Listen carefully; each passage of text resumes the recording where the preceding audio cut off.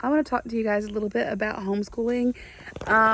So I homeschooled my daughter most of last year, and then I started homeschooling the boys with her at the end of last year. Um, and then, so this is like my full first year of homeschooling, and I have to say, if you are debating about it, do it. Absolutely do it. If the opportunity is there for you to be able to do it, do it. Um, Is it hard? Yes. It's not always easy. I think personally the hardest thing is getting them all to sit down at the same time and kind of cooperate and work with each other while I'm trying to help them because they are on 3 different grade levels. As many things as I can do as a family, as a whole, I try to sit down and do that. Like we do science together as a group. Um, Things like that I can do, history and everything we do together as a group, so that it kind of makes it a little bit easier. But like math and reading and stuff, I even try to find as many of those as I can do together as a whole to make that much easier on me. But I have to say that I was a little worried, a little skeptical that I was doing things right, because I don't know why, but when you go from a public setting, in my experience, when you go from a public school setting to homeschooling, it just feels a little odd, feels a little wrong.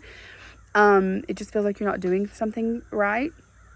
So we did a pop quiz a few days ago on everything. Just a couple of questions from the day one until now, and they aced it. They actually made 100. They got every single question right.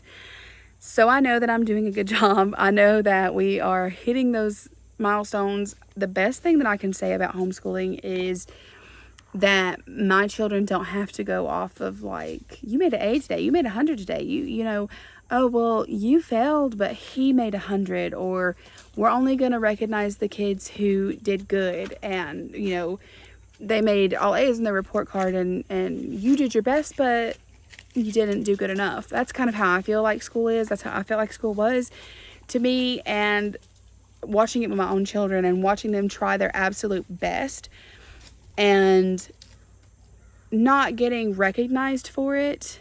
Like obviously, yes, if you're doing amazing, like you should be recognized for that. But also I feel like if you're giving it your all and you're trying your best, you should be recognized for that as well. I don't feel like it should just get to be the ones that make the good grades, because that doesn't always mean that you're not trying. But my kids have done phenomenal. They are learning, they are taking it in. They enjoy doing activities together. They enjoy the fact that we can sit outside and we can learn. They enjoy the fact that we're learning things that's not necessarily like school to them. Some days we learn about real world things. Some days we take nature walks and we learn about nature. And like I can bring in science into that, and we can be taking a nature walk and we can talk about ecosystems and we can talk about the food chain.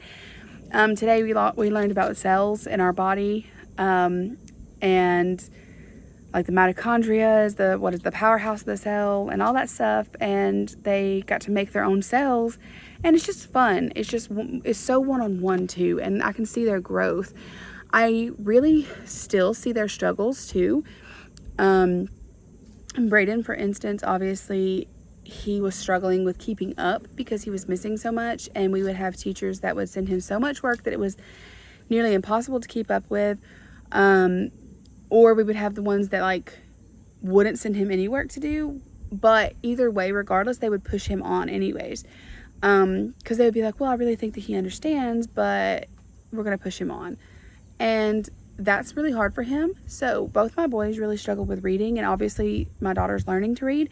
So in that instance, I'm able to kind of start here, and we're working our way up, and we're finding where everybody's strengths are. And we're not pushing them. We're not judging them for reading at different levels. There's no judgment. Nobody needs to know.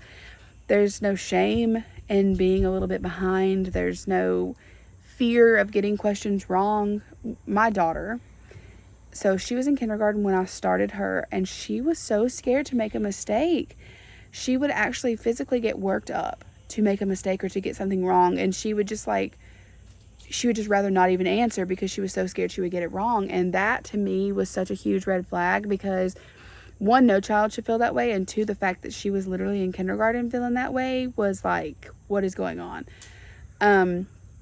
And now we're not. Now we're like, we're going to give it our best shot. We're going to try. We're going to learn. We're going to study. And if we still get it wrong, then we know we need to go back over it.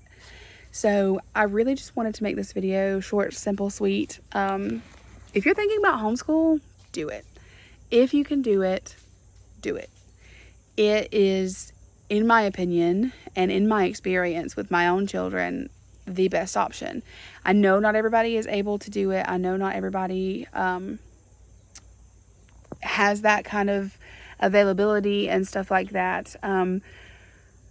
I personally was not working already because of all the travel we do with Brayden. My husband is the breadwinner.